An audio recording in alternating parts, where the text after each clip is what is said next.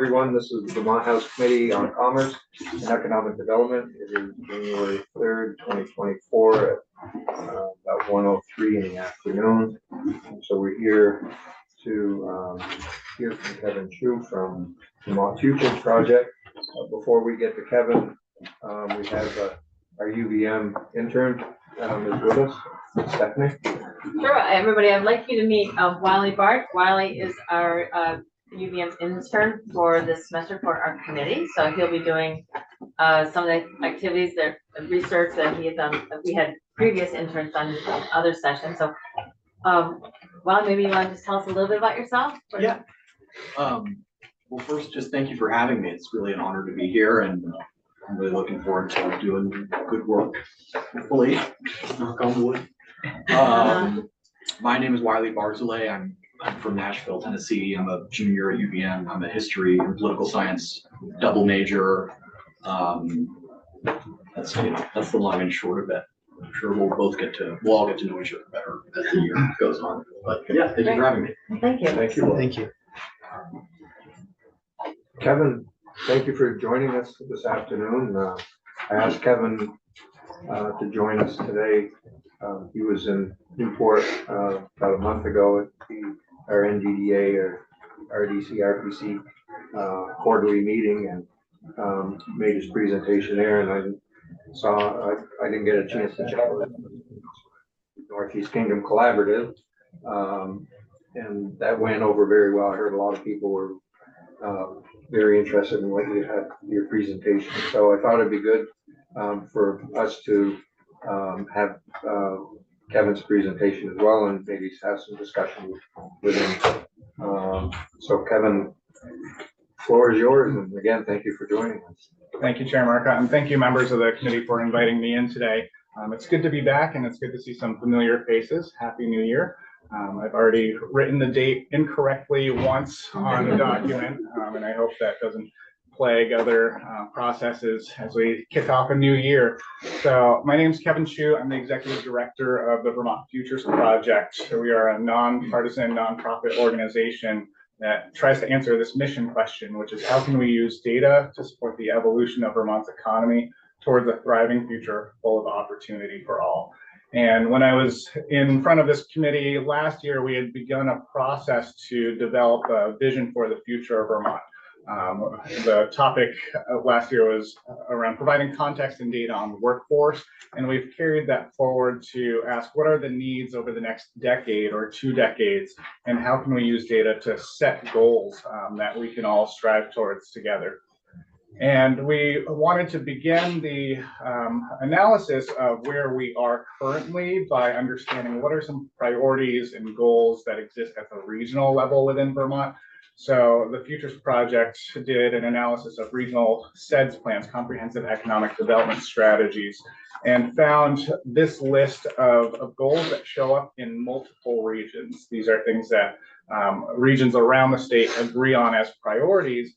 And then we carried this out to communities to have conversations with data to understand how can we distill this down into a framework, and then put numbers on the goals. So it distilled down to this framework of people and places. Vermont's future depends on people and places.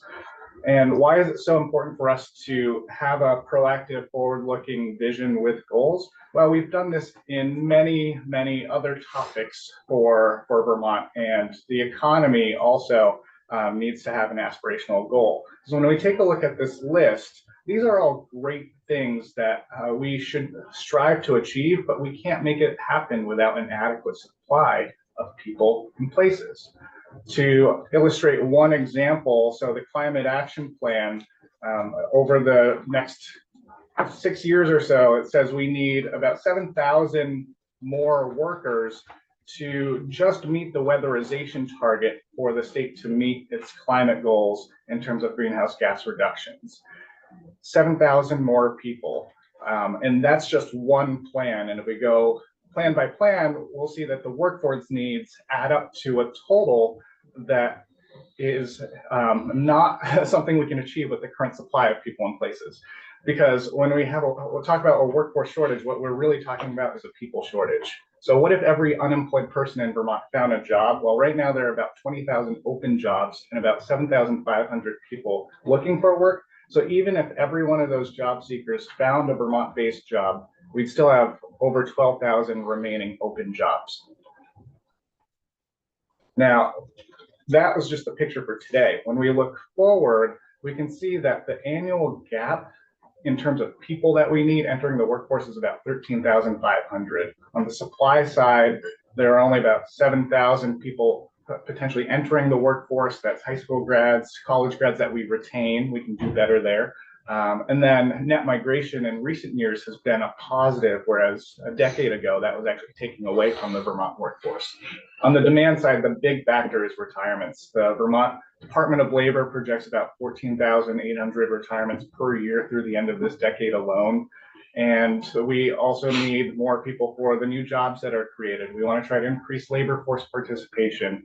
And certainly all these factors combined illustrate the fact that we just simply need more people. So when we take that annual gap and project it out to about 2035, we see that we need about 802,000 people, a number that Vermonters can get behind and remember and identify with, to really set ourselves up to have a vibrant future and make sure our communities can thrive, and that economically, ecologically, and from an equity perspective, Vermont is set up for success in the future. So that framework I talked about, people and places, well, like I said, we wanted to put some goals on paper so then we can start talking about solutions that are scaled to these goals. So 802,000 people, 350,000 non-seasonal housing units is what we should be aiming for over the next 10 to 15 years. And the reason why, it's the underlying age and demographic data of our population. So this is the distribution by age groups. Vermont has the lowest fertility rate in the US, so our homegrown talent supply is shrinking. We're below replacement level if we just rely on natural population growth. And then census data includes college students, so you see a spike there in the 15 to 24 age range, but we also see what happens after they graduate. Vermont has the lowest college graduate retention rate of any state in the country. So that can be part of the solution. But what we're really looking at here is the missing middle, right? That's where we need to focus our recruitment and retention efforts, because that chunk in the middle from 25 to 49 prime working age, we see that there are far fewer people in those age bands compared to the 50 plus. So there are about 140,000 people in the 50 to 64 age range. And how do we plan for this over the next 10 to 15 years? We should be proactive rather than reactive. And as those folks age, there's still housing needs and healthcare needs go up as well. Now, I spoke with the New York Times a couple of months ago. They did a story on the labor shortage nationally, but wanted to focus on Vermont because we're on the leading edge of a demographic transition that the rest of the country will experience as well. So there's a tension on how are we thinking about this? What strategies might we try? Because we're going to be a leader. We're either going to be a leader of what to do or what not to do. And I know which one I'd prefer.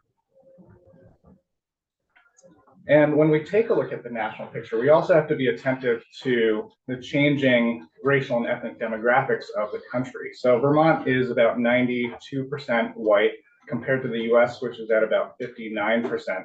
The US Census Bureau estimates that by about 2045, the US will be majority minority. And when I simplify the math, let's say 9 out of 10 Vermonters is white, there are only two ways to change that ratio. It's either through addition or subtraction. Subtraction doesn't help our workforce issues. So I would vote addition as a way to increase the population, increase racial and ethnic diversity to achieve the equity goals that we have. And of course, we would have to increase housing to make that feasible. Now, taking a look at labor force participation rates by race and ethnicity in Vermont, we can already see that many of the non-white categories are participating at a higher rate. And that's reflective of sort of what the future workforce of America is going to look like. Now, I want to come to the environmental perspective for a sec. I've highlighted here a bit from the summary of the Vermont Climate Action Plan, and a lot of focus is on how to cut climate pollution. But when we go back to the data to see how we're doing, Vermont, as we stack up against our regional peers, we've made less progress over the past 15 years than many of our regional peers. So all the states to the right of us on this graph have lower per capita greenhouse gas emissions when compared to Vermont. So states like New Jersey, Massachusetts, New York, these are states that have grown their economies, grown their population, increased housing, and are making more progress on a per capita basis in terms of greenhouse gas emissions compared to Vermont. So there is a balanced path forward where we balance the environment, the economy, and equity. But another bit of language that also stands out to me is the fact that Vermont says we need to prioritize helping the people who will be most affected by climate change. And this is where, when we talk about climate change, it's a global phenomenon. So we have to have that global perspective and understand that decisions we make here impact that global interconnected system. Things that happen elsewhere affect Vermont. We saw that over the summer with the flooding and subsequent recovery efforts. So when we ask who are the people who will be most affected, we have to zoom out and see that in terms of climate vulnerability, Vermont's pretty well positioned in the coming decades compared to most of the country. So the darker shades on this map represent areas of higher climate vulnerability. And you can see that Vermont is one of those areas on the map that is ranked as lower in terms of vulnerability, factoring in 184 different data sets across environmental, social, and economic and infrastructure factors. So growing the population will require housing, and housing actually matters most when it comes to meeting our climate goals, because when you look at the greenhouse gas emissions portfolio of Vermont, the two biggest factors are transportation and thermal, meaning heating and cooling of our buildings. So in terms of reducing transportation emissions, if we can promote dense development that would reduce transportation needs, and then our old housing stock is not very thermally efficient. And 25% of homes were built before 1940. So we can make progress in terms of cutting our greenhouse gas emissions with new construction in a way that promotes density, makes it viable for more people to choose Vermont into the future as well. The housing shortage that we're facing now isn't just a result of the in-migration during the pandemic. If we look back to pre-pandemic data, we can see that available housing inventory has been dropping even before COVID, and COVID just accelerated a trend that was already underway. So Vermont's future, right? We took a stock of where we're at in terms of the data, but we should also set some goals moving forward, just like we have with the climate and many other areas of conversation. So the Futures Project put out these preliminary goals for conversation of growing Vermont's population to 802,000 by 2035 and 350,000 non-seasonal housing units by the same year. I just want to give you a quick glimpse as to how that might be distributed across the state. These next couple of slides are not prescriptive by any means. There's meant to be a starting point for conversation and just to give you a feel for what those numbers look like at a county level. So if we take that 802,000 and distribute it proportionally just based on current population ratios, this is what it would look like with the annualized rate on the right side. And then I've done the same thing in terms of housing. So you can see that at the county level, it's a matter of a few hundred homes per year per county and about 1,000-ish people if we're looking at the county level population growth. So when we distribute those numbers, they become much more feasible than trying to cram it all into one place. And we can start to set goals at the local level that help feed into a statewide collective goal as well. I want to end with a few slides on sentiment, right? Because there's what the data say, but then there's what are the stories that people talk about and what are the myths and misconceptions that might hold us back. And this is data from the Vermonter poll. The Futures Project asked this question in 2022. We plan to ask it again this year to see how the data has shifted, if it has. And we asked, are you supportive of growing Vermont's population size to strengthen its workforce? There are more people that say yes than no.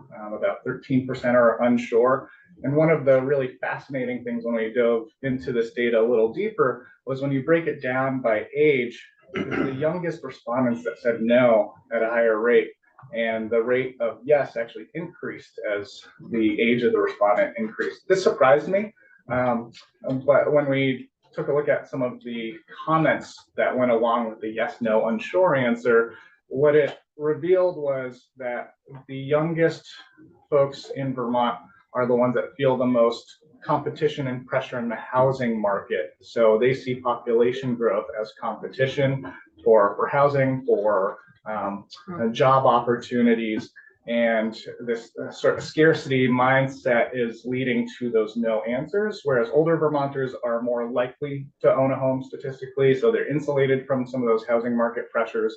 They are also thinking about the impact of saying no and what that means for the workforce, what it means in terms of access to healthcare moving forward as they age, and other services in their community. So the data was a good starting point to ask, are we telling the right stories?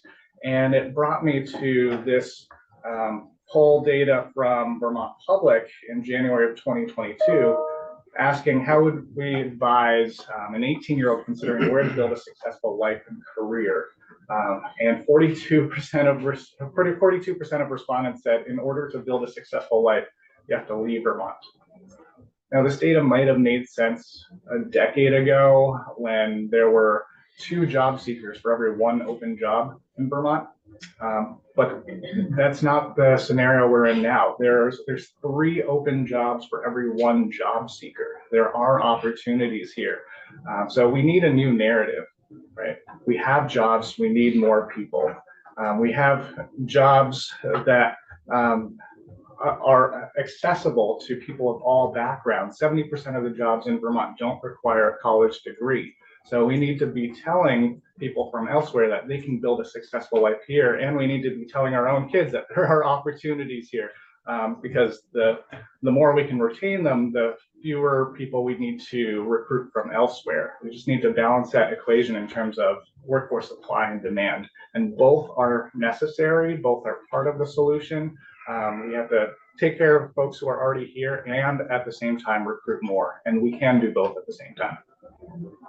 So I'll end back on this framework with those goals. Vermont needs more people need Vermont, and if housing's a right, then it should be right to build housing.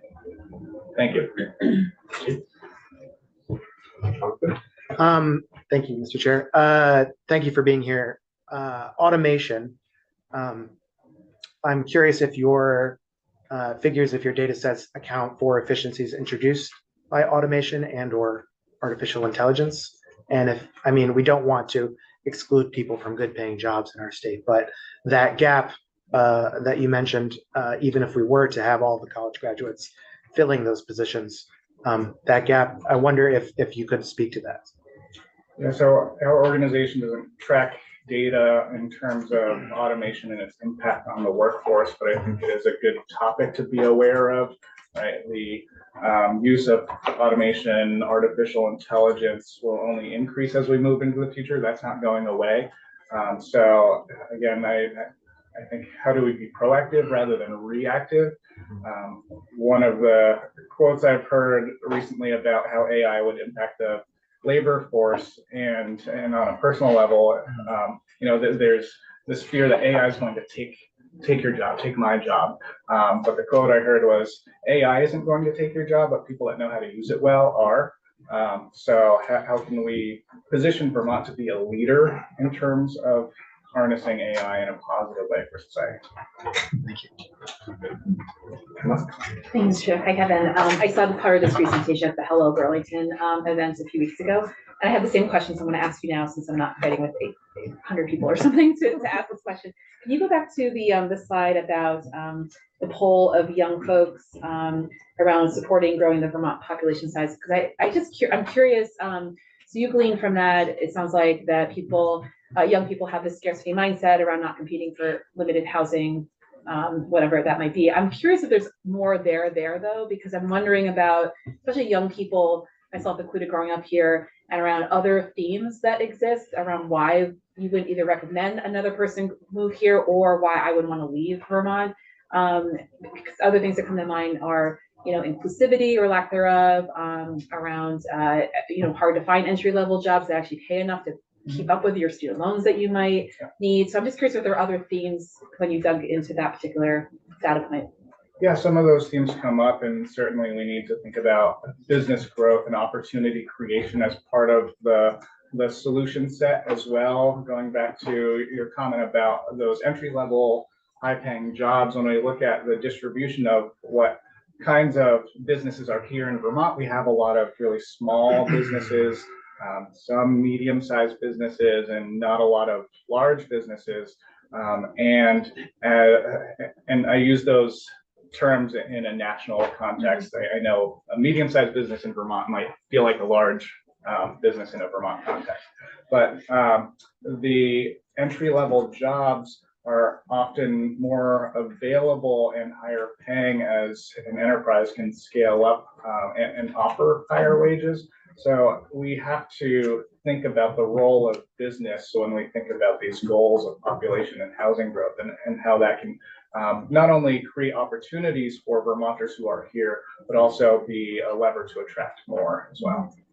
And in terms of inclusivity, right, if we take a look at that population data for racial and ethnic categories that are represented here in Vermont, 92% of Vermonters are white. So how do we change that? Again, there's two ways to change that ratio: addition or subtraction.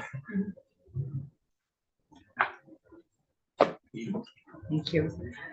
Kevin, can you talk about how the data has changed over time? You mentioned a decade ago there were. Yes, so I mentioned a decade ago there were 2 job seekers for every 1 open job. And today there are 3 open jobs for every 1 job seeker. So it's more than inverted, that ratio.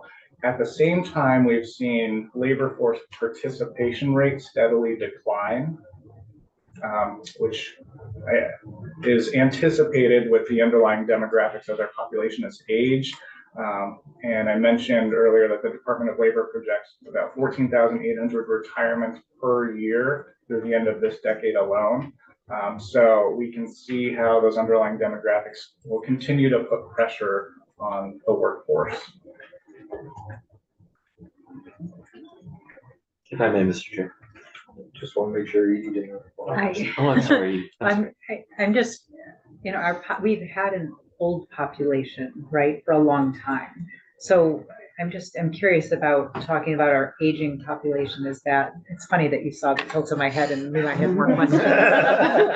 Sorry, I'm reacting to a lot of things here.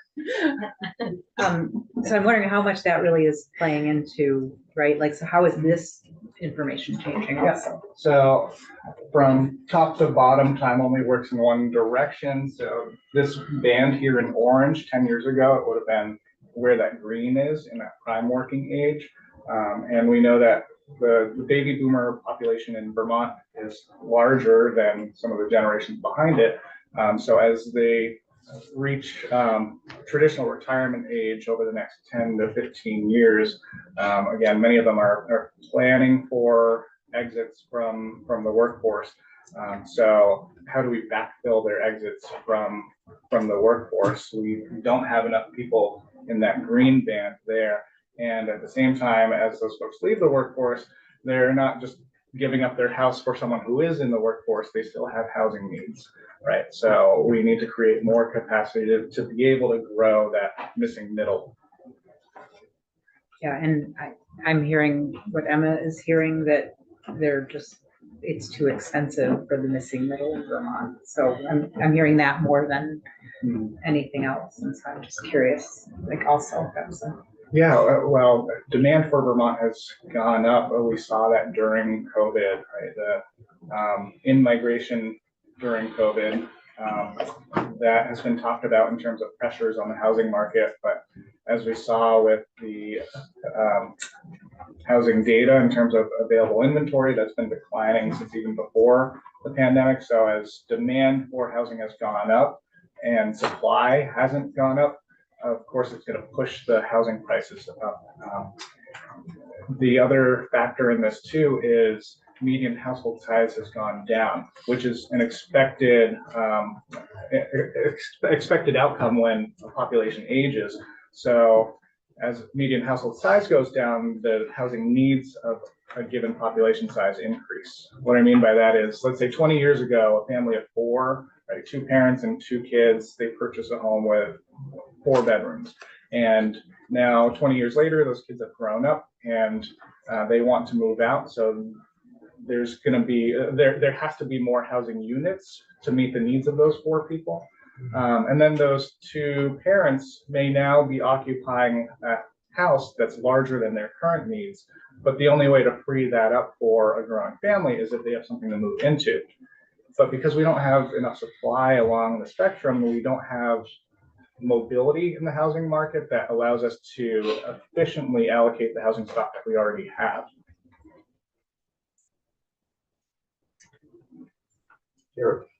Thank you, Mr. Chair. In terms of the housing, 'cause I know that our data is 2017 to 2023, and I imagine especially with the recent flooding that we've had this year, that number is even lower now from when the data was originally collected. Now, in terms of proposals from your organization, what would be, because we have regulations such as Act 251 now in Vermont, which we try to abide by to maintain the environment. Now, in terms of proposed housing, how is it proposed in terms of apartments, individual housing? I'm just kind of curious in the development of that. And then to kind of also go along on that same notion, what would be the consequences, and would you say, if these needs are not taken care of? Mm-hmm. There has to be a mix of housing types that come online, again, to meet the changing needs of our population. If we take a look at the building permits data historically, single family housing has been built at a much higher rate than multifamily. And I think we need to revisit whether or not that is meeting our needs or not, and perhaps change that ratio if it's not. I think that in the second part of your question, can you repeat that for me? Yeah, the second part of the question is, essentially right now we're talking about if everything goes according to plan, that we actually somehow by 2030 figure out how to solve this problem. In terms of your perspective with the information that you have, the data that you've seen, yeah, what would happen if the problem is not solved by 2030? I worry that if we don't create more housing, create more capacity, create more opportunities and viable pathways across the socioeconomic spectrum, that some of the pressures we're seeing now will continue to stratify Vermont's population along socioeconomic lines. We already know there are people that have moved to Vermont that cite climate change as a reason, but there are folks that have the means and the privilege to pick a spot on a map and move there. Not everyone has that same level of privilege. So I worry about further stratification if we don't attend to the supply side of people in housing. Thanks. Thank you. I have a couple of questions. So from my observations, a lot of the desirable places around the country that people want to move to have the same housing, have many of the same housing issues, where there's, you know, exorbitant price homes just seem out of reach for any sort of normal middle income family. So there's that. So I wondered if you had examples around the country that you thought states or communities were doing a good job of trying to conquer this issue. Yeah, one example that I read about recently is Minneapolis, and they've taken actions to make it easier to build new housing, different types of housing that way.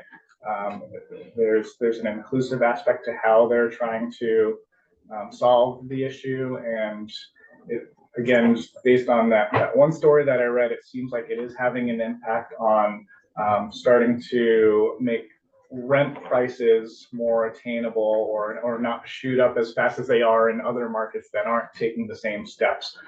So that's one example I would point to. Okay. And then, I think about, in the seventies when there was the Back to Earth movement and the ski industry was growing at a high rate. And I know that there were lots and lots of people that moved, to Vermont for maybe both those reasons or one or the other. And it seems like there was a big spike, but that didn't continue. And so your thoughts about how we can, I think we need two things. We need more housing, but we also need more people, right? We need more younger people. So how do we do that? How do we create another sort of movement where Vermont is a very, very desirable place to move to? I see other parts of the country where all of a sudden it seems like, man, everyone wants to move to Bozeman or, other places around the country, San Francisco, Bozeman, there's many places, but, how do does that happen with a plan, or does that sort of happen because it happens? I don't know, like. It's both. I think some of it is happening organically already. Again, I think younger generation is pretty attentive to the changing climate, and they're looking at maps like this, and they can see where future Vermont looks in comparison to the rest of the country. But I do think that we also need to be intentional about it. There are a lot of great things we're trying to do here in Vermont. Again, back to this list here. How do we tell more people about it too, right? If we're going to be taking climate action, if we're going to be creating transformative childcare, if we're going to be setting up world-class outdoor recreation, we should be telling people about it so they know about the opportunities, not only to visit and spend a weekend in Vermont, but to choose Vermont for a lifetime. Yeah, how do we do that? Yeah, you're right. You're absolutely right. I think maybe many of us as legislators feel that sort of frustration. Like, we're doing great work, and there's so many good things that happen. Like childcare is a really great example of how we're helping families. So how does one get that word out? And to the people who, but you're also saying like these are people who can intentionally move here, which is also it's a big lift for a lot of people. I guess the jobs have to be here. Yeah, that's why I said business growth has to be part of the solution. Yeah.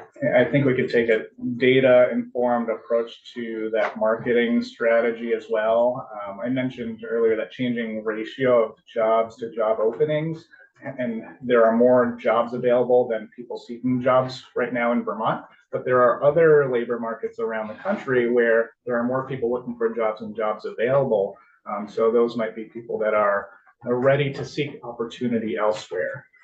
That's just one example of how we can bring data to that conversation about who do we market to, who needs Vermont, because more people need Vermont.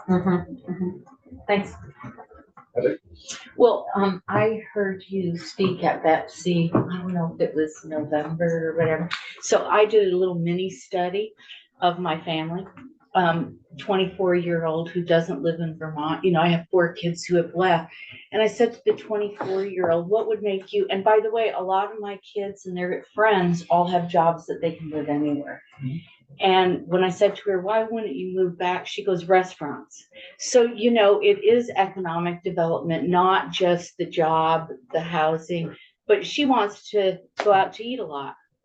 And so, supporting our restaurants in small towns, and the skiing's great. And they love Vermont, but I thought that was just really an intro. And it's just a small study. It's a small study of my family.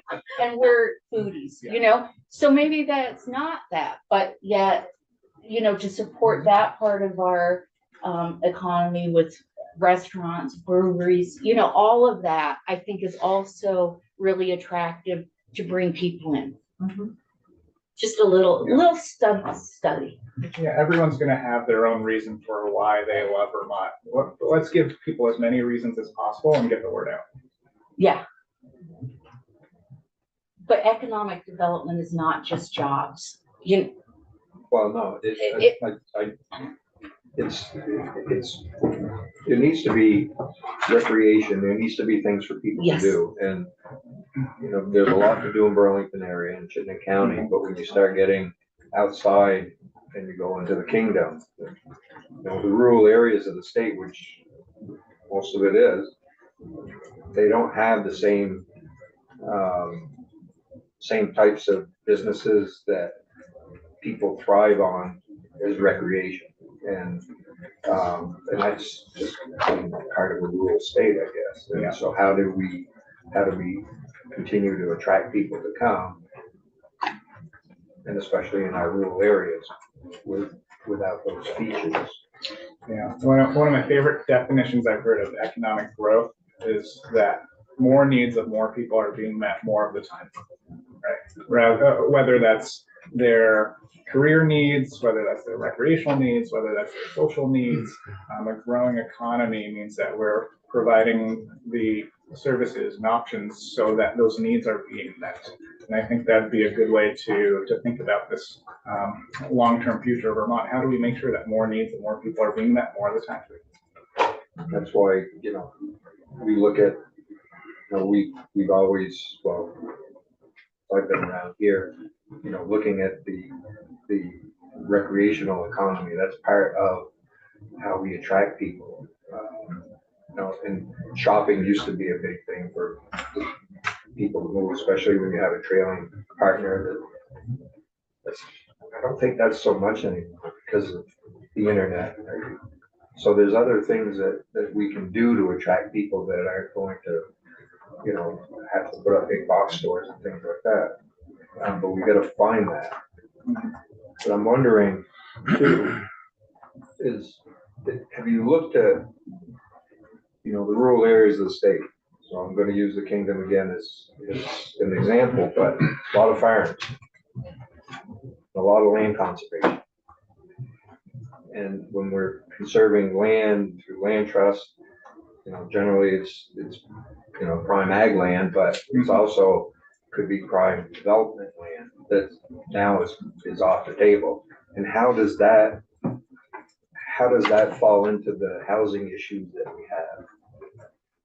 Yeah, I think if we're going to be intentional about conservation efforts to set aside land for ecological purposes, we should also be intentional about setting aside land for development purposes and remind ourselves that biodiversity includes people too. That's part of the equation. So I think that, again, to achieve these goals of growing the population and growing housing, we have to designate specific areas and support those efforts rather than putting up barriers. I was just wondering how much research you do on New Americans. We had a presentation from the Economist that showed that we're not doing well in Vermont compared to New England on retaining New Americans, and I'm curious how that dovetails into the rest of the research that you've done. Yeah, I can share some lived experience. I am the son of immigrants, so I grew up in a New American community in Vermont during a really special time in the 90s when there was an influx of immigrants and refugees from all over the world.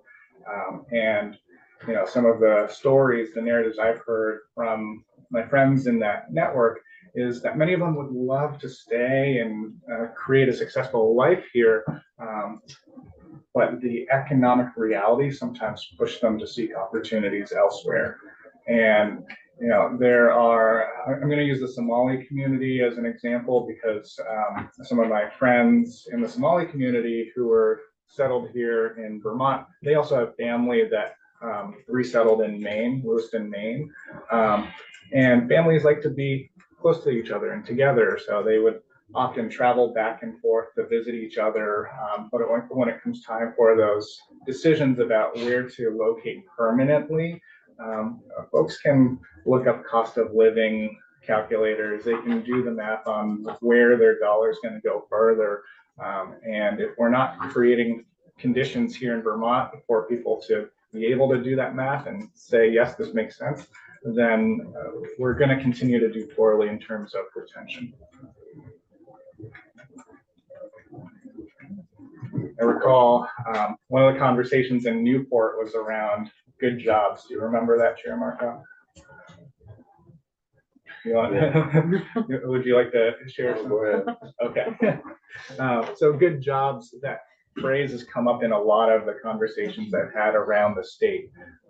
And I think a lot of the times it gets defined by simply the wage or salary of a job, but that's a limited picture on what a good job is. And sometimes values get imposed on how we define what is good or not good. My mom worked for over 20 years as a janitor, and many people would say, being a janitor, that's not a good job. But for our family, it was exactly what we needed. It matched what she was looking for in terms of the time schedule, in terms of proximity to where we lived. It gave her a community of other new Americans to create social connections with. She worked at UVM for many years. They provided English classes for those new Americans. Was the pay going to make our family rich? No, but it was a good job. So how do we create conditions so that any job in Vermont, right? We have 20,000 open jobs. How do we create conditions so that any job is a good job? And that's going to require attention to the supply side.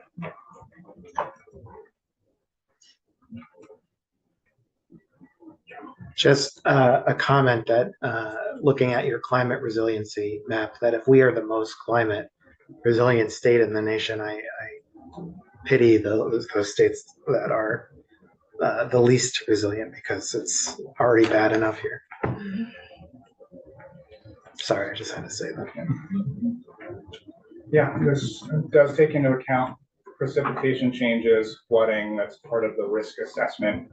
So if we were to zoom in on Vermont and assess through specific factors, you'll see that is one of the anticipated pressures as climate continues to change. But again, climate vulnerability in a holistic sense takes into account some of the social and economic factors as well. So building a robust economy, economic development improves climate resilience. Jonathan, Jared. Oh, thank you, Mr. Chair.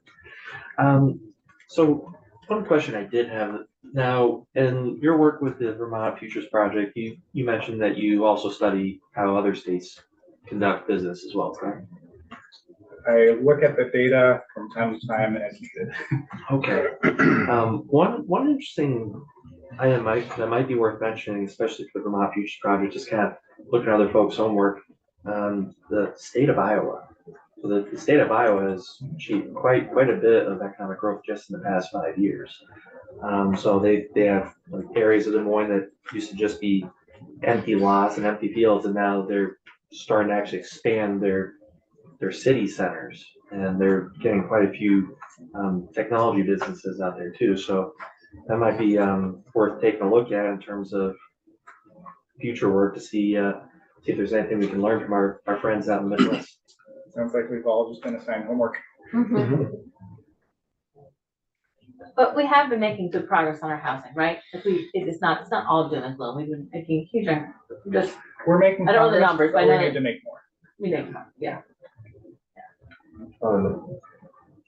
Unfortunate thing is that, the progress, the amount of money that we put into housing in the last 3 or 4 years is great, but along with that came supply chain issues, the inability to get product, or when we could get it, it was, the inflation factor was incredible, which really caused us not to be able to build what we thought we could with the amount of money that we put into it. So, we gained, but we didn't gain as much as we thought we would gain. Well, some of this reminds me of a conversation we had about ski mountains with Charlie a couple of years ago, which was, we have, right, you look at our climate vulnerability map, and there we are, we're Vermont, New Hampshire, Maine, where, we all are relatively safe in those regards. We all have these lovely little towns nestled in the beautiful little valleys. And so, you know, and when we're back when we were talking with Charlie was at that time, we were talking about,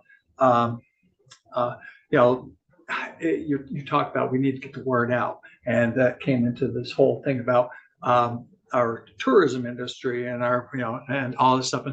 And that, you know, the drop of few dollars that we can afford to get that news out compared to the money that New York, for example, puts in. So it always comes back to me around this question of you know, I think unfortunately, you know, we have a commodity that is our cute little, you know, towns and ski areas and all that stuff. And a commodity is something that a lot of other people have. And so what you generally, everybody has to try and sell it the cheapest you can to get as people in. And, or the marketing strategy when you have a commodity is you have to find some way to turn it into a specialty so that suddenly there's value added and people will want your product opposed to the other one. I always come back to this question, what does Vermont, what can we do to make ourselves that specialty that distinguishes our little town of whatever in the Northeast Kingdom from that cute little town in the North Country, you know, or the little, you know, in the Great Woods. So how do we do that? And do you have any insights on ways to make those kinds of distinguishing things that makes Vermont as opposed to Northern New Hampshire? That's a great question that I wish I had a solid answer to, Yeah. but I think some of those things are collectively defined and unique to certain communities. The strengths and assets of the Northeast Kingdom are very different than the ones of Montpelier or Burlington or Rutland. And each area should be able to define what those strengths and assets are for themselves and how to leverage it in a way to set them up for success in the future and to recruit more people to their area. We don't want Vermont to be one homogeneous offering that we share with the world. There should be diversity of choice in the state. And we can add new choices without taking away from the things that we already do well. I was at the Designation 2050 Summit several months ago, and there was a map shared with percentages of how our current land is being used. And what struck me about it was that about 80% of it is what they termed barren, so forest, wetlands, undisturbed from development or agriculture. 6%, I think about 6% was developed and about 12% was in agricultural use, right? So there's space to add more unique offerings that attract different types of people while still allowing what we currently have to continue thriving. It's not an either or, we can do both. It was pretty amazing, you know, years ago when EB5 was around and what happened to JP, and we could actually measure the difference that made by looking at rooms and meals taxes compared, you know, to years before it happened and the years after. And I mean, you could see the difference, just what it generated for, you know, that area of the Northeast Kingdom and the jobs that it brought. Good or bad, it was still good for the Northeast Kingdom and for, you know, especially the J Newport area. That's one of those specialty, you know, you've got the mountain and you turn it into a 4-season resort. Now we're seeing that through, you know, all the other resorts who are doing the same thing. It's the only way that you can survive. And you still are continue to bring those tourism dollars in year round. Yeah, increasing the population and housing and increasing economic growth and commerce, again, helps us to achieve all these great things that we say we want to do. Not only the workforce supply that gets added when we add more people, but to your point, Chair Marcotte, the potential tax revenues are then shared among a broader tax base as well. So that would help in terms of the affordability. But, you know, I know you touched on it a little bit, but, you know, what do you think and we don't have data yet, but just the changes that we made last year in early childhood care, and the potential that has to bring more people, young people into the state and keep, and actually allow for adults that are caring for their children at home because they can't afford childcare, that how this opens up, more job potential, more job seekers that we've seen, and better pay for people that are providing the care as well. Yeah, I was looking at census data to try to understand how many potential people might come off of the sideline and re-enter the workforce. And it was somewhere in the range of 6,000 to 8,000 current Vermonters, right? So that doesn't fill this gap, right? But it helps as a starting point, something that we can make progress on with the people who are already here. But one of the things that really strikes me when looking at this equation is even if we retain 100% of our high school grads each year, we'd still have a growing workforce supply gap. There were only 5,300 total 12th graders in the state of Vermont last year. That's not a lot, right? 5,300 12th graders in the whole state, and about 14,800 people retiring per year. So that's why I say it's a yes and. We want to increase retention. Yes, let's do that. And even if we hit 100%, it wouldn't be enough. And I think, another benefit that may come out of this is that people will decide to have more children or will have children. There's some people that have just like, we can't afford childcare. We're just gonna, so, hopefully, we got more people having more kids in Vermont, and that it brings more people in also that have children. They figured it out. We can go and we don't have to worry about childcare. There's good childcare out there. That's not going to cost us, the cost of the house, paying every month. So. A lot of potential there, but then we've got to market ourselves too. We've got to be more strategic on That's right. letting everybody know, but we've got to figure the housing part out. So there's a lot to do. We can do it. We can if we all work together. Mm-hmm. Certainly can. And, working on CTE, getting that figured out, getting more of our kids involved in the career centers, and getting our adults educated too. It's just creating an even better educational system in the state that helps draw people here too. Agree. And that's why I think it's so important to have a goal, right? Like we've done in many, many other conversations in areas in Vermont. If we have a goal that we can collectively agree on and work towards, then it really helps to right size the solution seeking conversation. It helps us measure progress along the way. When we began this process of developing a vision for Vermont's future, I would hear all around the state, we need more workers, we need more houses. But when I turned around and asked, well, how many do we need? Very few people had an answer. So getting these numbers out there is a way to try to come up with a collective answer, and then we can get to work to make it happen. There's still a lot of people out there, especially in the rural areas, that don't want to see progress. They're happy with the life that they have. They don't want to see growth.